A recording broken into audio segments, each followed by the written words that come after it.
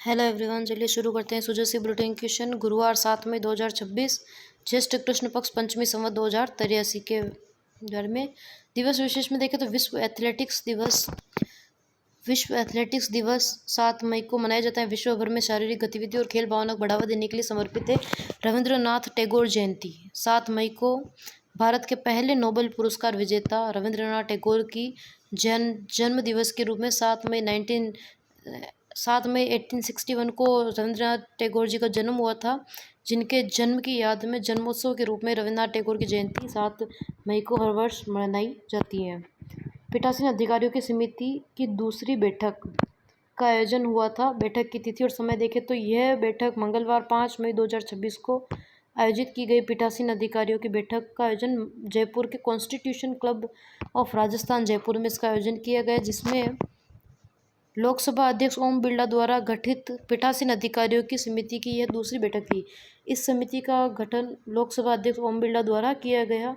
देश के विधानमंडलों की समिति प्रणाली को सशक्त और प्रभावी बनाना नेतृत्व इसका समिति के सभापति और मध्य प्रदेश के विधानसभा के अध्यक्ष नरेंद्र सिंह तोमर ने इस बैठक की अध्यक्षता की है। प्रमुख चर्चा में देखें तो सभी राज्यों की समितियों की कार्यप्रणाली में एक रूपता लाने और विधायकों की भागीदारी बढ़ाने पर विचार विमर्श हुआ। अगला कदम, समिति ने अपनी अंतिम रिपोर्ट जून 2026 में लोकसभा अध्यक्ष को सौंपेगी। पीठासीन अधिकारियों की समिति जून 2026 में लोकसभा अध्यक्ष को अपनी समिति की अंतिम रिपोर्ट पेश करेगी। समिति के सदस्य और सहभागी देखें तो इस बैठक में राजस्थान सहित निम्नलिखित राज्यों के विधानसभा अध्यक्ष शामिल हुए, जिसमें राजस्थान से वासुदेव देवनानी, उत्तर प्रदेश से सतीश महाना, हिमाचल प्रदेश से कुलदीप सिंह पठानिया, ओडिशा से सुरमा पाढ़ी, सिक्किम से मिंगमा नोरबू शेरपा, इसके अलावा मध्य प्रदेश से नरेंद्र सिंह तोमर और पश्चिम बंगाल के विधानसभा अध्यक्ष भी समिति का हिस्सा रहे। स्वयं सिद्धा आश्रम योजना राज्य सरकार द्वारा चलाई जा रही है। बुजुर्गों असहाय नागरिकों को केवल आश्रय नहीं बल्कि एक सुरक्षित, सक्रिय और सम्मानजनक जीवन प्रदान करना इसका उद्देश्य है, जिसमें आवास, पौष्टिक भोजन और वस्त्र, चिकित्सा, मनोरंजन और सामाजिक गतिविधियां इसमें शामिल की जाएगी। सुविधाएं उपलब्ध उन्हें की जाएगी। इसके लिए कौन कौन अप्लाई कर सकता है, पात्र कौन कौन है, तो वरिष्ठ नागरिक, पुरुष 58 वर्ष या अधिक, 58 साल से अधिक उम्र का पुरुष और 55 वर्ष से अधिक उम्र की महिला इसमें आवेदन कर सकते हैं। असहाय, निराश्रित, ऐसे व्यक्ति जो आश्रयहीन हो और संतानहीन हो या अपने परिवार से प्रताड़ित हो, इसमें आवेदन कर सकते हैं। प्रवेश प्रक्रिया देखें तो इसमें इच्छुक व्यक्ति सीधे जिला स्तरीय अधिकारी को आवेदन कर सकते हैं। इसके लिए जांच जिला कलेक्टर द्वारा की जाएगी। अतिरिक्त जिला कलेक्टर, उपखंड अधिकारी द्वारा जांच व अनुशंसा की जाएगी। भेदभाव रहित प्रवेश लेते समय जाति, धर्म या किसी सामाजिक आधार पर कोई भेदभाव नहीं किया जाता है। बजट और विस्तार, वित्तीय सहायता प्रति निवासी 3250 प्रति माह मेस भत्ता दिया जाता है। भोजन के लिए प्रति निवासी 3250 रुपये मेस भत्ता दिया जाता है। इसके अलावा हर 5 साल में 10,000 का अनावर्तक व्यय नॉन दिया जाता है। वर्तमान स्थिति है कि यह योजना अभी भी राजस्थान के 17 जिलों में, जैसे अजमेर, बीकानेर, जयपुर, जोधपुर, कोटा आदि 17 जिलों में यह योजना जो स्वयं सिद्धा आश्रम योजना संचालित है। घोषणा बजट 2024-25 में संभाग स्तर पर 50-50 क्षमता के आश्रम खोलने की घोषणा हुई थी, जिससे बजट 2025-26 में 10 नए जिलों तक विस्तार दिया गया है। वर्तमान में 17 जिलों में यह योजना संचालित है। वर्तमान में 483 से अधिक बुजुर्ग और असहाय नागरिक इस योजना के माध्यम से लाभान्वित हो रहे हैं, जहां उन्हें परिवार जैसा सुरक्षित वातावरण मिल रहा है। प्रधानमंत्री आवास योजना ग्रामीण और किसान सम्मान निधि की उपलब्धियों के बारे में मुख्यमंत्री जी ने चर्चा की है, जिन्हें देखें तो प्रधानमंत्री आवास योजना ग्रामीण, यह योजना ग्रामीण क्षेत्रों में बेघर और जरूरतमंद परिवारों को पक्का घर उपलब्ध कराने के लिए है, जिसमें प्रदेश में कुल 24,97,121 पक्के मकानों का लक्ष्य निर्धारित किया गया है। 24,97,121 पक्के मकानों का लक्ष्य निर्धारित किया गया था, जिसमें 24,32,445 मकानों की स्वीकृति दी जा चुकी है। इनमें से 19,46,884 से अधिक मकानों का निर्माण पूरा हो चुका है। बजट और वित्तीय सहायता देखें तो केंद्र सरकार की ओर से 3,283 करोड़ रुपए के अधिक का ऐतिहासिक बजट आवंटित किया गया है। इसके लिए पिछले 3 वर्षों में मकानों के निर्माण के लिए राजस्थान को 2,771 करोड़ रुपए की राशि जारी की गई है केंद्र सरकार द्वारा। अकेले वर्ष 2025-26 में ही 1,641 करोड़ रुपए की सर्वाधिक राशि जारी हुई है। लक्ष्य 2029 तक सभी वर्ग के लिए सभी के लिए घर का लक्ष्य निर्धारित किया गया है। 2029 तक सभी के लिए घर का लक्ष्य हासिल करना निर्धारित किया गया है। बजट में भारी वृद्धि की गई है। तुलनात्मक आंकड़े देखें तो ग्रामीण विकास के लिए बजट आवंटन में पिछले दशक में 211% की वृद्धि दर्ज हुई है, जिसमें 2016-17 का आवंटन 87,765 करोड़, 2026-27 का आवंटन 2,73,108 करोड़ रखा गया है। प्रधानमंत्री ग्रामीण आवास योजना का विशिष्ट बजट 15,000 करोड़ 2016-17 में था, से बढ़ाकर 54,916 करोड़ रुपए 2026-27 तक कर दिया गया है। किसान सम्मान निधि के तहत किसानों को आर्थिक संबल देने के लिए राज्य सरकार ने इस राशि में वृद्धि की है। राशि में अब किसानों को सालाना 6,000 के स्थान पर 9,000 प्रति वर्ष मिल रहे हैं। कुल वितरण अब तक 5 किस्तों के माध्यम से किसानों को 2,726 करोड़ की अतिरिक्त राशि सीधे उनके बैंक खातों में जमा की जा चुकी है। सहकारिता विभाग इससे संबंधित विभाग है। सहकारिता विभाग, राजस्थान सरकार। मुख्यमंत्री मंगला पशु बीमा योजना, सेक्स सॉर्टेड सीमन योजना की समीक्षा बैठक। मुख्यमंत्री मंगला पशु बीमा योजना पशुपालकों को आर्थिक सुरक्षा प्रदान करने के लिए इस योजना पर जोर दिया जा रहा है, जिसमें जून माह तक 42 लाख पशु बीमा पॉलिसी जारी करने का लक्ष्य रखा गया है। बीमा दावों का निपटान। मंत्री ने बीमा कंपनियों के दावों को भुगतान में तेजी लाने और सर्वरों की संख्या में बढ़ाने में पेंडेंसी खत्म करने के निर्देश दिए। नवीनीकरण। 1 वर्ष को पूरा कर चुकी पॉलिसियों का समय पर नवीनीकरण किया जाए और पोर्टल पर व्यवस्था की जाए। सेक्स सॉर्टेड सीमन योजना, कृत्रिम गर्भाधान। इस योजना के उद्देश्य उन्नत नस्ल के पशुओं की संख्या बढ़ाना। अब तक 2 लाख पशुओं के कृत्रिम गर्भाधान किया जा चुका है। आगामी लक्ष्य अगस्त माह तक 5 लाख कृत्रिम गर्भाधान का लक्ष्य पूरा करने का निर्देश दिया गया है। डोजेज वितरण, जिसमें अप्रैल माह तक जिलों को 5 लाख डोजेज भिजवाई जा चुकी है, जिनमें 31,000 का उपयोग हो चुका है 31,000 का उपयोग हो चुका है। पशु स्वास्थ्य एवं टीकाकरण। पशुओं को मौसमी बीमारी से बचाने के लिए पशु विभाग सक्रिय है, जिसमें FMD, खुरपका मुंहपका रोग टीकाकरण का कार्य प्रगति पर है। सरकार का लक्ष्य 2030 तक जो खुरपका मुंहपका रोग है उसके पूर्ण उन्मूलन करना 2030 तक लक्ष्य रखा गया है। लंपी, FMD के बाद लंपी की रोकथाम के लिए टीकाकरण अभियान शुरू किया जाएगा।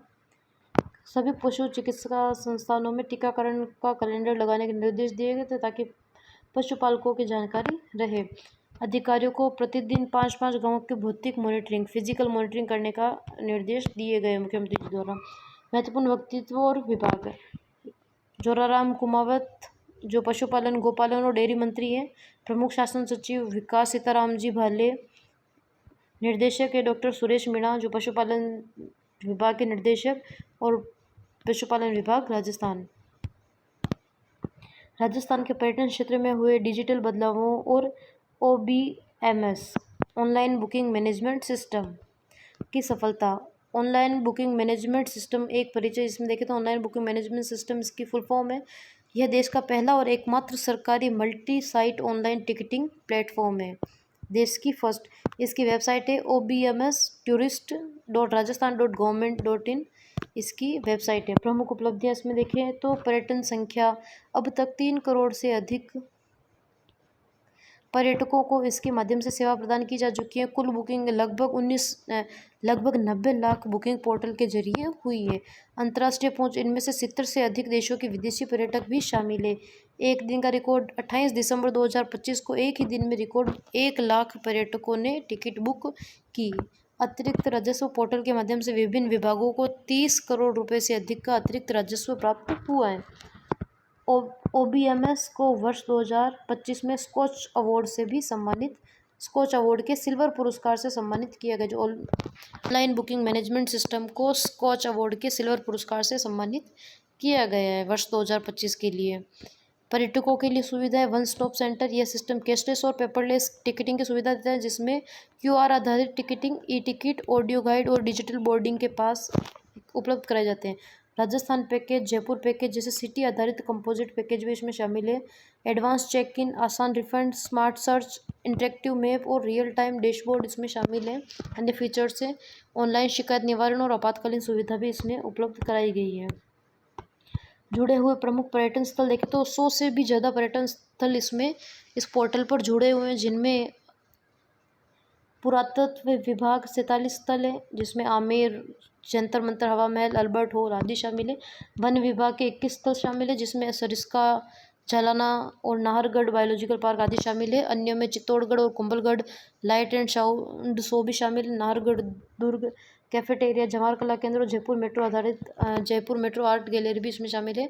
आगामी योजनाओं में आरटीडीसी होटल्स, जल्द ही आरटीडीसी होटल को ऑनलाइन बुकिंग भी इसी की प्लेटफॉर्म के माध्यम से शुरू होगी। भारतीय पुरातत्व सर्वेक्षण एएसआई के लगभग 150 से अधिक राजस्थान के स्मारकों को भी इस पोर्टल पर लाने की प्रक्रिया जारी है। राज्य सरकार की 181 हेल्पलाइन, राज्य संपर्क पोर्टल के माध्यम से जन समस्याओं के त्वरित निस्तारण और नई तकनीकी सुविधा, जिसमें देखें प्रमुख आंकड़े तो निस्तारण दर गत वर्ष 23 मार्च 2025 से 23 अप्रैल 2026 में प्राप्त कुल 38.95 लाख परिवादों में से 37.26 लाख, लगभग 95.79% का समाधान किया जा चुका है। समाधान का समय त्वरित कार्यवाही के कारण अब समस्याओं के समाधान को औसत समय घटकर मात्र 15 दिन रह गया है। संतुष्टि स्तर लगभग 65% तक पहुंच गया है। संतुष्टि का ग्राफ जनवरी 2026 में 70.24% से बढ़कर अप्रैल 2026 में 75.26% हो गया है। शिकायत दर्ज कराने के लिए आधुनिक माध्यम, अब नागरिक केवल कॉल ही नहीं बल्कि निम्नलिखित डिजिटल माध्यमों से भी अपनी शिकायत दर्ज करा सकते हैं, जिनमें हेल्पलाइन नंबर 181, व्हाट्सएप नंबर 9461067924 पर एआई आधारित सुविधा, एआई आधारित चैटबॉट और वॉइस चैटबॉट के माध्यम से बोलकर भी शिकायत दर्ज करा जा सकती है। ऑनलाइन पोर्टल है, इसके लिए संपर्क.rajasthan.government.in पर भी इससे शिकायत दर्ज कराई जा सकती है। निगरानी और प्रभावी प्रशासन, स्वयं की निगरानी। मुख्यमंत्री भजनलाल शर्मा ने 8 दिसंबर 2025 व 6 व 30 जनवरी 2026 8 दिसंबर 2025 और 6 व 30 जनवरी 2026 को हेल्पलाइन केंद्र का निरीक्षण कर अधिकारियों को संवेदनशीलता बरतने के निर्देश दिए। अधिकारियों की भागीदारी 4 मार्च 2026 से वरिष्ठ अधिकारी निर्धारित तिथियों पर 181 हेल्पलाइन पर बैठकर परिवादियों से सीधा संवाद कर रहे हैं। 4 मार्च 2026 से मुख्य सचिव के निर्देश, मुख्य सचिव श्रीनिवास ने असंतुष्ट शिकायतों के प्रभावी निस्तारण के लिए अधिकारियों को जवाबदेही तय की है। शिकायत निस्तारण की नई समय सीमा तय की गई है, जिसमें असंतुष्ट शिकायतों के समाधान के लिए एक व्यवस्थित कैलेंडर बनाया गया है। 7 तारीख तक, महीने की 7 तारीख तक जिला कलेक्टर असंतुष्ट शिकायतों की पहचान करेंगे। 7 से 15 तारीख तक संबंधित अधिकारी परिवादियों से व्यक्तिगत संपर्क कर विस्तृत रिपोर्ट तैयार करेंगे, वीडियो और दस्तावेजों सहित। 15 से 20 तारीख तक यह रिपोर्ट जन अभियोग निराकरण विभाग को भेजी जाएगी। निवेश प्रस्तावों की अनुशंसा, मुख्य सचिव श्रीनिवास की अध्यक्षता में स्टेट एम्पावर्ड कमेटी की बैठक में महत्वपूर्ण निर्णय लिए गए। श्रीनिवास की अध्यक्षता में स्टेट एम्पावर्ड कमेटी की बैठक में महत्वपूर्ण निर्णय लिए गए, जिनमें 2201 करोड़ से निवेश प्रस्तावों की अनुशंसा की गई, जिनमें मुख्य रूप से ऑटोमोबाइल, टेक्सटाइल क्षेत्रों में निवेश आए हैं, जिनमें लगभग 1600 से अधिक लोगों के लिए रोजगार के अवसर पैदा होंगे। राज्य सरकार one stop single window system के माध्यम से निवेश प्रक्रिया को आसान बना रही है। ग्राम 2026 और ग्राम रथ अभियान, किसानों को सशक्त बनाने के लिए राज्य सरकार का बड़ा आयोजन करने जा रही है, जिनमें 23 से 25 मई 2026 तक ग्राम ग्लोबल राजस्थान एग्रीटेक मीट 2026 का आयोजन किया जाएगा। शुरुआत 27 अप्रैल 2026 से ग्राम रथ अभियान की शुरुआत की गई है, जिनमें ये 15 दिवसीय अभियान है। राज्य के 183 विधानसभा क्षेत्रों में यह अभियान चलाया जा रहा है। विकसित ग्राम रथ अभियान कार्यप्रणाली, प्रत्येक विधानसभा क्षेत्र में रोजाना 5 से 6 स्थानों पर एलईडी मोबाइल वैन के माध्यम से सरकारी योजनाओं की जानकारी दी जा रही है। प्रतिदिन 5 से 6 स्थानों पर यह मोबाइल वैन जाएगी। अभियान की मुख्य विशेषताएं, एकीकृत मंच ग्राम रथ के माध्यम से 13 विभागों जैसे कृषि, उद्यानिकी, पशुपालन, डेयरी, मत्स्य, सहकारिता, सिंचाई आदि की जानकारी एक ही जगह पर मिल रही है, जिसमें जन भागीदारी, ग्रामीणों विशेषकर महिलाओं युवाओं में भारी उत्साह देखा जा रहा है, जिनमें शाम को संध्या चौपाल के जरिए संवाद किया जा रहा है। किसानों को आधुनिक तकनीक एवं नवाचारों व कृषि क्षेत्र के वैश्विक विशेषज्ञों से जोड़ना, ताकि उनकी समृद्धि और नया अध्याय शुरू हो चुके। बैठक की अध्यक्षता श्रीनिवास, मुख्य सचिव राजस्थान ने की। विजन, कृषि, किसान और गांव सशक्त होंगे तभी भारत आत्मनिर्भर बनेगा। इसी सोच के साथ मुख्यमंत्री भजनलाल शर्मा इस अभियान को आगे बढ़ा रहे हैं। उदयपुर विकास का ब्लूप्रिंट, मुख्यमंत्री जी की बैठक हुई थी। मुख्यमंत्री भजनलाल शर्मा ने उदयपुर के भविष्य और जनसंख्या वृद्धि को ध्यान में रखते हुए विकास की विस्तृत योजना बनाने के निर्देश दिए, जिनमें शहर के चारों ओर 25 से 30 किलोमीटर की परिधि में विकास की संभावनाओं को देखते हुए ट्रैफिक मैनेजमेंट और सड़क सुरक्षा पर जोर दिया गया। उदयपुर की स्वच्छता रैंकिंग सुधारने के लिए उच्चतम मापदंडों का पालन करने और नगर निगम को विशेष कार्य योजना बनाने के निर्देश दिए गए। पेयजल ड्रिंकिंग वाटर देवास परियोजना के तीसरे और चौथे चरण के कार्य को शीघ्र पूरा करने के निर्देश दिए गए ताकि जिलों में पानी की कमी न रहे। शहरों में शुद्ध पेयजल आपूर्ति सुनिश्चित करना। सीवरेज और रिंग रोड, बारिश के मौसम में पहले सीवरेज और पाइपलाइन के कार्यों को पूरा करने रिंग रोड योजना पर कार्य करने के निर्देश दिए। फतेहपुरा चौराहा, यहाँ AI आधारित ट्रैफिक कंट्रोल सिस्टम की सराहना की और इसे अन्य चौराहों पर भी लागू करने को कहा गया है।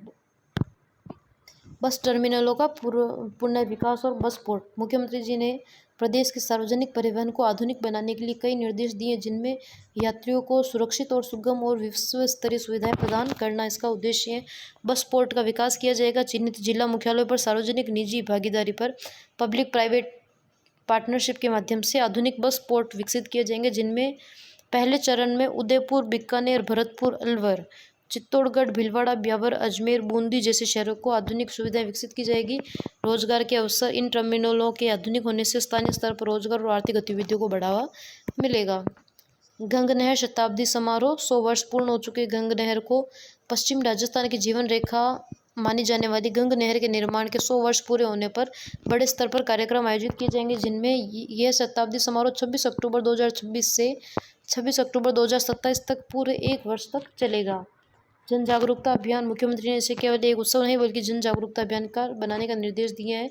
नहर के शिवपुर हेड सहित सभी प्रमुख हेड रेगुलेटर्स पर नियमित कार्यक्रम होंगे। जल संरक्षण पर आधारित साइकिल रैली और नुक्कड़ नाटकों का आयोजन होगा। नहरों की सफाई में उत्कृष्ट कार्य करने वाले जल प्रयोक्ता संगम के अध्यक्षों को सम्मानित किया जाएगा। किसान संवाद, इस दौरान किसानों के साथ संवाद कार्यक्रम आयोजित होंगे, जिनमें उन्हें ड्रिप सिस्टम और आधुनिक तकनीक का जानकारी दी जाएगी। इसका निर्माण 5 दिसंबर 1925 को महाराजा गंगा सिंह द्वारा शुरू किया गया और 1927 में पहली बार पानी आया था। महाराजा गंगा सिंह जी द्वारा 5 दिसंबर 1950 को इसका निर्माण शुरू किया गया था। हीट वेव प्रबंधन और विशेष पहल, बढ़ती गर्मी को देखते हुए चिकित्सा विभाग ने राज्य स्तर पर सभी जिलों के लिए नोडल अधिकारी नियुक्त किए। इनका काम जमीनी स्तर पर स्वास्थ्य सेवाओं की निगरानी करना है। हीट स्ट्रोक के लिए विशेष व्यवस्था, अस्पतालों में हीट स्ट्रोक के लिए मरीजों के लिए अलग बेड आरक्षित किए गए। कूलिंग सुविधाएं, आपातकालीन कूलिंग उपकरण, आइस पैक और आवश्यक दवाओं की उपलब्धता सुनिश्चित की जा रही है। मरीजों के लिए शीतल पेयजल, प्रतीक्षालयों में छाया, कूलिंग, पंखे, कूलर आदि की व्यवस्था को प्राथमिकता दी गई है। स्वास्थ्य सेवाओं का व्यापक निरीक्षण, प्रमुख शासन सचिव गायत्री राठौड़ जो के अनुसार अधिकारियों ने न केवल हीट वेव ही नहीं बल्कि अन्य महत्वपूर्ण सेवाओं की भी जांच की है। अस्पताल सुरक्षा, फायर सेफ्टी उपकरणों की कार्यशीलता, मॉक ड्रिल का भौतिक सत्यापन, मुफ्त योजनाएं, निःशुल्क दवा योजना की उपलब्धता की समीक्षा, मौसमी बीमारी, डेंगू, मलेरिया जैसी बीमारी की रोकथाम के लिए एंटी लार्वा गतिविधियां और सर्विलांस, अन्य अभियान जैसे टीबी मुक्त भारत अभियान, ICU सुविधाओं की गहन समीक्षा, कमियों को दूर करने के निर्देश दिए। चिकित्सा मंत्री गजेंद्र सिंह खेवसर और विभाग के वरिष्ठ अधिकारियों ने स्पष्ट निर्देश दिए हैं कि निरीक्षण के दौरान मिली कमियों को तत्काल सुधारा जाए। जिला स्तर पर निरंतर मॉनिटरिंग की जाएगी, फीडबैक और व्यवस्था की जाएगी। गर्भवती महिलाओं, बच्चों और वृद्धजनों से संवेदनशील वर्गों के लिए विशेष सावधानी बरती जाए। स्टाफ को हीट रिलेटेड बीमारियों के उपचार का प्रोटोकॉल का पूरा ध्यान हो। वंदे मातरम को राष्ट्रगान जैसा दर्जा, बड़ा फैसला किया गया है। केंद्र सरकार ने वंदे मातरम के सम्मान को लेकर ऐतिहासिक कदम उठाए, जिनमें राष्ट्रीय गीत वंदे मातरम को अब राष्ट्रगान जन गण मन के समान दर्जा और सम्मान दिया जाएगा। कानूनी बदलाव किया गया है। इसके लिए राष्ट्रीय गौरव अपमान निवारण अधिनियम में संशोधन के प्रस्ताव को मंजूरी दी गई है, जिसमें गीत के गायन में जानबूझकर बाधा डालने पर 3 साल तक कैद और जुर्माना या दोनों हो सकते हैं। अपराध दोहराने पर कम से कम 1 साल की सजा का प्रावधान है। यह निर्णय वंदे मातरम की 150वीं वर्षगांठ के अवसर पर लिया गया है। बंकिम चंद्र चटर्जी द्वारा रचित है वंदे मातरम। यह भी एक संज्ञेय अपराध कॉग्निजेबल ऑफेंस की श्रेणी में आएगा। ऑपरेशन सिंदूर की पहली वर्षगांठ और सैन्य मंथन, राजस्थान की सुरक्षा और सैन्य रणनीति के लिए बड़ा दिन है। ऑपरेशन सिंदूर यह पिछले वर्ष 2025 सीमा पर किया गया था, एक बड़ा सैन्य अभियान था। आज 7 मई 2026 को इसकी पहली वर्षगांठ है। सप्तशक्ति कमांड में मंथन, जयपुर में 2 दिवसीय ज्वाइंट कमांडर्स कॉन्फ्रेंस शुरू हुई है। 2 दिवस 7 और 8 मई को ज्वाइंट कमांडर्स कॉन्फ्रेंस की जाएगी जयपुर में। सप्त शक्ति कमांड सेंटर में नए युग में सैन्य क्षमता इसका विषय रखा गया है। नए युग में सैन्य क्षमता। मुख्य उपस्थिति रक्षा मंत्री Shri Rajnath Singh, CDS general Anil Chauhan. Smart defence grid. पश्चिमी सीमा बाड़मेर जैसलमेर को स्मार्ट डिफेंस ग्रिड में बदल दिया गया है। पाकिस्तान के 400 से अधिक ड्रोन हमलों के बाद स्मार्ट लेयर और ड्रोन इंटीग्रेटेड डिफेंस प्रणाली लागू की गई है। अब सीमा सुरक्षा में एआई, आर्टिफिशियल इंटेलिजेंस और साइबर सुरक्षा और अंतरिक्ष युद्ध जैसे आधुनिक विषयों पर ध्यान दिया जा रहा है। यमुना जल परियोजना। राजस्थान हरियाणा की बैठक हुई। राजस्थान सरकार और हरियाणा सरकार की बैठक यमुना जल परियोजना को लेकर हुई है। दशकों पुराने पानी के विवाद को सुलझाने की दिशा में बड़ी हलचल हुई है, जिसमें बैठक का स्थान पंचकुला हरियाणा में यह बैठक आयोजित की गई। राजस्थान और हरियाणा के अधिकारियों के बीच संयुक्त डीपीआर डिटेल प्रोजेक्ट रिपोर्ट बनाने पर चर्चा हुई है। प्रोजेक्ट विवरण 32,000 करोड़ रुपए की लागत से हथिनी कुंड बैराज से चूरू के हसियावास तक करीब 300 किलोमीटर लंबी पाइपलाइन बिछाई जाएगी। राजस्थान ने अपनी रिपोर्ट दे दी है, लेकिन हरियाणा सरकार ने आधिकारिक मंजूरी का इंतजार है। औद्योगिक विकास। रिको और पीडब्ल्यूडी की पहल की गई, जिसमें राजस्थान के औद्योगिक क्षेत्रों में कनेक्टिविटी और बुनियादी ढांचे को सुधारने के लिए मास्टर प्लान तैयार किए गए हैं, जिसमें सड़क विकास। रिको और पीडब्ल्यूडी मिलकर 38 सड़कों, 205 किलोमीटर लंबी अप्रोच रोड का कार्यकल्प करेंगे।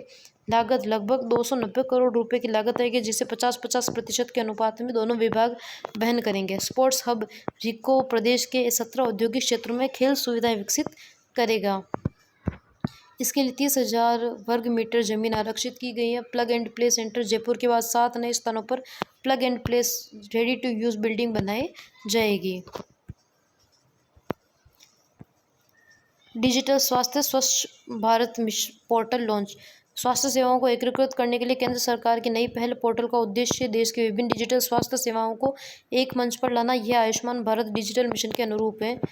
फायदा होगा, डुप्लीकेट डेटा एंट्री खत्म होगी, मरीजों का डेटा सुरक्षित साझा हो सकेगा। डॉक्टर एक क्लिक पर मरीज की हिस्ट्री मिल जाएगी।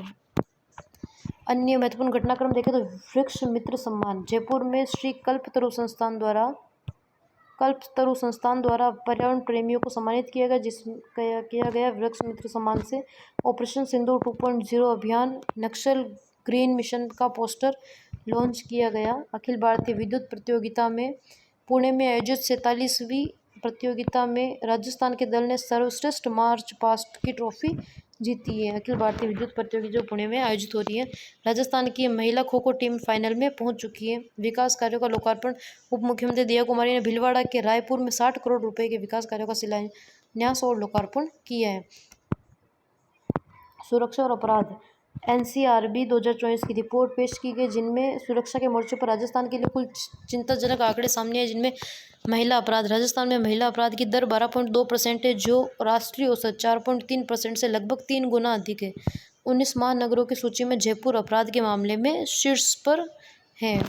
साइबर अपराध पर लगाम। जयपुर पुलिस ने ऑपरेशन हंटर साइबर अपराध पर लगाम के लिए जयपुर पुलिस द्वारा चलाए जा रहा है के माध्यम से साइबर ठगों पर बड़ी कार्रवाई किए। 3.90 करोड़ रुपए की फ्रीज किए गए और 23 आरोपियों को गिरफ्तार किए गए। साथ ही खोए हुए मोबाइल बरामद करने के लिए CEIR पोर्टल का सफल उपयोग किया जा रहा है।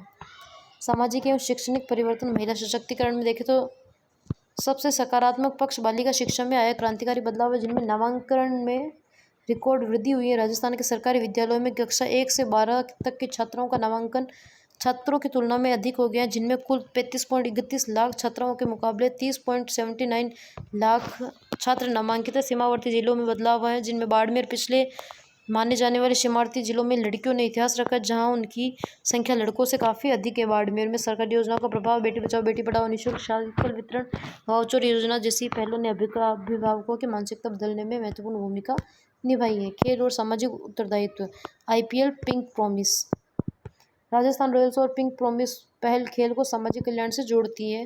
ग्रामीण विकास। गुजरात टाइटंस के खिलाफ होने वाले मैच में लगने वाले हर छक्के पर 6 ग्रामीण घरों को सोलर लाइट से रोशन किया जाएगा।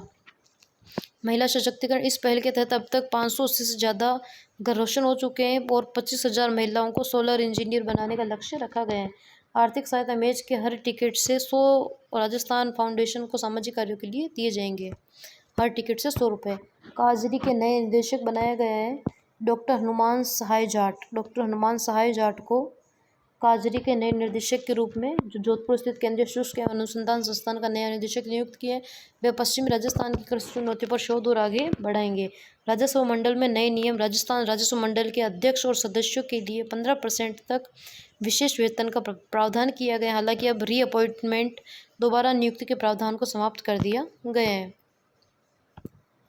युवा संगम एक भारत श्रेष्ठ भारत कार्यक्रम के तहत राजस्थान के 50 युवाओं को IIT धारवाड़ कर्नाटक भेजा जा रहा है। राजस्थान के 50 युवाओं को IIT धारवाड़ कर्नाटक भेजा जा रहा है ताकि वे सांस्कृतिक आदान प्रदान कर सकें।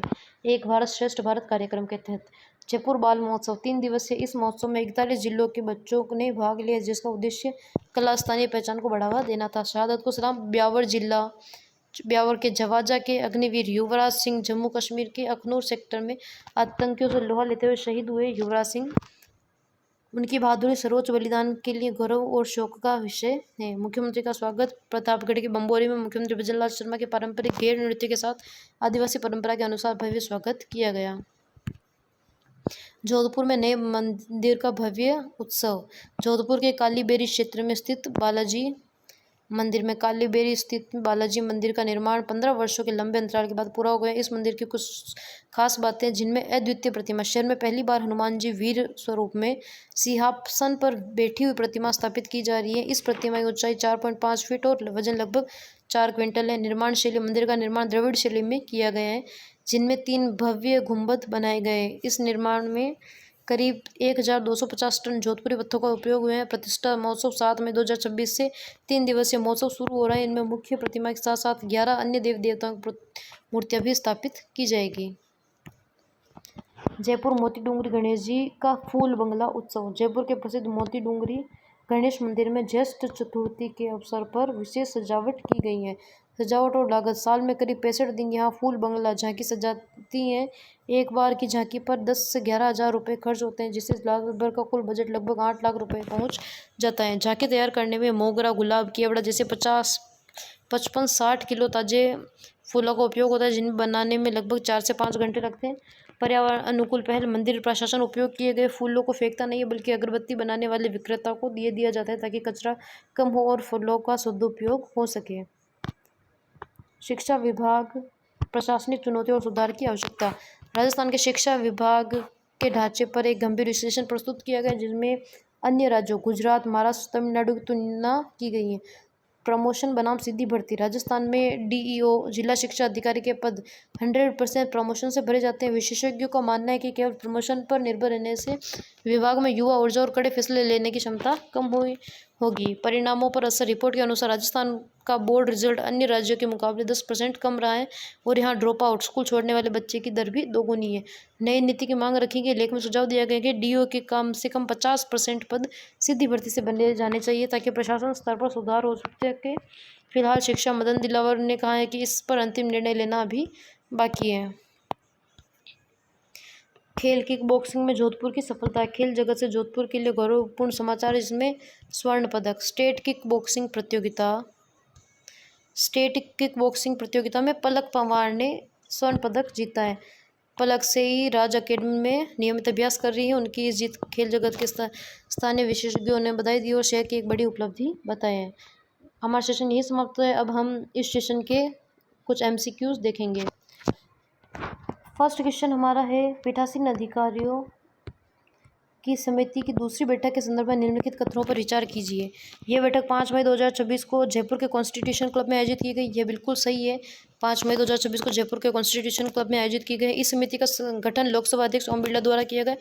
बिल्कुल, इस समिति का गठन ओम बिरला जी द्वारा किया गया। समिति के सभापति राजस्थान विधानसभा के अध्यक्ष वासुदेव देवनानी नहीं। समिति के सभापति मध्य प्रदेश विधानसभा के अध्यक्ष नरेंद्र तोमर हैं। तो केवल A और 2 जो फर्स्ट और सेकंड दोनों कथन सत्य है, थर्ड कथन गलत है। स्वयं सिद्धा आश्रम योजना के बारे में कौन सा कथन सही नहीं है। इस योजना का उद्देश्य बुजुर्गों असहाय नागरिकों का सम्मानजनक जीवन प्रदान करना है। बिल्कुल सही है। वरिष्ठ नागरिकों के लिए पात्रता आयु पुरुष तो 58 वर्ष और महिला तो 55 वर्ष रखी गई है। इसके तहत प्रति निवासी 3250 प्रति मेष भत्ता दिया जाता है। ये योजना वर्तमान में राजस्थान के सभी 33 जिलों में संचालित है। तो इसमें डी वाला आंसर हमारा गलत रहेगा, क्योंकि यह योजना 17 जिलों में संचालित है, न कि 33 जिलों में संचालित है। कथन ए, राजस्थान में सरकारी विद्यालयों में छात्रों के नामांकनों की तुलना में छात्राओं की संख्या अधिक हो गई है। डी, क्योंकि बेटी बचाओ बेटी पढ़ाओ, निःशुल्क छात्र साइकिल वितरण जैसी योजनाओं ने अभिभावकों की मानसिकता बदलने में महत्वपूर्ण भूमिका निभाई है। तो कथन ए बिल्कुल करेक्ट है और कथन बी भी बिल्कुल करेक्ट है और ए आर की सही व्याख्या करता है, अर्थात हमारा उत्तर ए होगा। नेक्स्ट क्वेश्चन हम करें। प्रधानमंत्री जन आवास योजना ग्रामीण के संदर्भ में राजस्थान की प्रगति के बारे में सही कथन चुनिए। प्रदेश में कुल 30 लाख मकानों का लक्ष्य निर्धारित किया गया था। अब तक 19,46,884 से अधिक मकानों का निर्माण पूरा हो चुका है। राजस्थान को वर्ष 2025-26 में मात्र 500 करोड़ रुपए की राशि जारी हुई है। इस योजना का लक्ष्य 2027 तक सभी के लिए घर सुनिश्चित करना है। इसमें हमारा सही उत्तर रहेगा ऑप्शन नंबर बी। अब तक 19,46,884 से अधिक मकानों का निर्माण पूरा हो चुका है। ऑनलाइन बुकिंग मैनेजमेंट सिस्टम के संबंध में निम्नलिखित वाक्यों पर विचार कीजिए। फर्स्ट है, यह देश का पहला सरकारी multi site online ticketing platform है, बिल्कुल करेक्ट है। इसे वर्ष 2025 में स्कॉच अवार्ड गोल्ड मेडल मिला था। इसके माध्यम से अब तक 3 करोड़ से अधिक पर्यटकों को सेवा प्रदान की जा चुकी है। इसमें हमारा उत्तर रहेगा केवल 1 और 3 सही है, क्योंकि स्कॉच गोल्ड अवार्ड नहीं मिला था, जबकि स्कॉच सिल्वर अवार्ड से OBMS को सम्मानित किया गया था। राजस्थान संपर्क पोर्टल 181 हेल्पलाइन के नवाचारों के बारे में कौन सा विकल्प सही है। शिकायतों के समाधान को औसत समय अब 30 दिन हो गया है। अब नागरिक व्हाट्सएप नंबर पर और AI चैटबॉट के माध्यम से शिकायत दर्ज कर सकते हैं। समाधान पर संतुष्टि का ग्राफ लेवल 2026 में गिरकर 60% रह गया है। केवल कनिष्ठ अधिकारी ही हेल्पलाइन पर बैठकर सीधा संवाद करते हैं। तो इसमें हमारा विकल्प बी बिल्कुल सही है। बाकी तीनों जो A, C, D गलत विकल्प है। कथन ए, केंद्र सरकार ने वंदे मातरम को राष्ट्रगान जनगण मन के समान दर्जा और सम्मान देने का निर्णय लिया है, बिल्कुल सही है।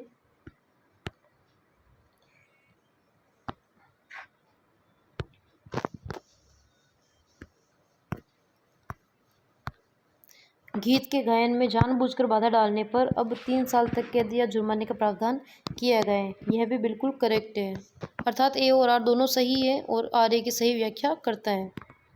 ग्राम 2026 और ग्राम रथ अभियान के संबंध में कौन सा मिलान सही है। ग्राम 2026 का आयोजन 23 से 25 मई 2026 तक किया जाएगा। ग्राम रथ अभियान की शुरुआत 1 मई 2026 से की गई, बिल्कुल गलत है। अभियान का विस्तार राजस्थान के केवल 50 विधानसभा क्षेत्रों में, अभियान की अवधि 30 दिवसीय अभियान रहेगा, यह भी गलत है और यह भी गलत है।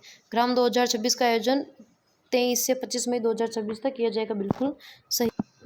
जोधपुर में कालीबेरी क्षेत्र में नवनिर्मित बालाजी मंदिर की विशेषता क्या है। यह मंदिर नागर शैली में बनाया गया है। यह हनुमान जी के वीर रूप में सिंहासन पर बैठी प्रतिमा स्थापित की गई है। प्रतिमा का वजन केवल 100 किलो। इसके निर्माण में मकराना के सफ़ेद संगमरमर का उपयोग हुआ है। तो यह बिल्कुल गलत है फर्स्ट क्वेश्चन, क्योंकि दक्कन जो शैली में बनाया गया है। सही आंसर हमारा ऑप्शन बी रहेगा, जोधपुरी पत्थर का निर्माण इसमें किया गया है। राजस्थान शिक्षा के विभाग में प्रशासनिक सुधार हेतु तो विशेषज्ञ क्या सुझाव दे रहे हैं। DO जिला शिक्षा अधिकारी के सभी पदों को 100% प्रमोशन से भरा जाए। DO के कम से कम 50 पदों को सीधी भर्ती से भरा जाए। तो ऑप्शन बी हमारा करेक्ट रहेगा। क्वेश्चन नंबर 7 को हम वापस देखेंगे।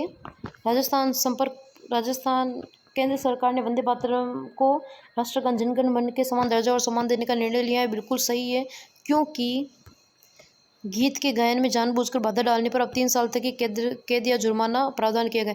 दोनों सही है, पर आधे की सही व्याख्या नहीं करता है। हमारा सेशन यही समाप्त होता है। Please like, share and subscribe कीजिए। Thank you so much. और अगर आपको इसकी PDF की आवश्यकता हो तो आप टेलीग्राम पर मैसेज कर सकते हैं। Thank you.